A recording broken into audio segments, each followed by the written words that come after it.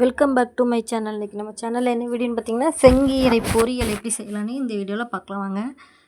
ஒரு கடாயில் ஆயில் ஊற்றி கடுகு உளுந்தம் பருப்பு சேர்த்து நல்லா பொரிய விட்டுக்கலாம்.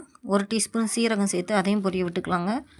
கட் பண்ணி வச்சுருக்கிற சின்ன வெங்காயம் ஒரு 10-20 சின்ன வெங்காயம் கட் பண்ணி சேர்த்துருக்கேன். இதோட காரத்துக்கு 4-5 வரமிளகாய் சேர்த்து எண்ணெயோட வதக்கியிருக்கேங்க.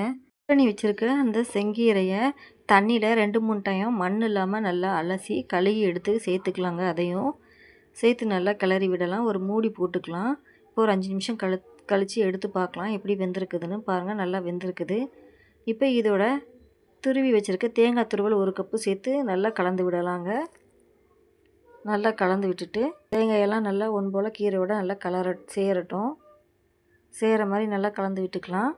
இப்போ தேவையான அளவு உப்பு சேர்த்துக்கலாங்க. உப்பு சேர்த்து ஸ்டவ் ஆஃப் பண்ணிக்கலாம். செங்கீரை பொரியல் ரெடி.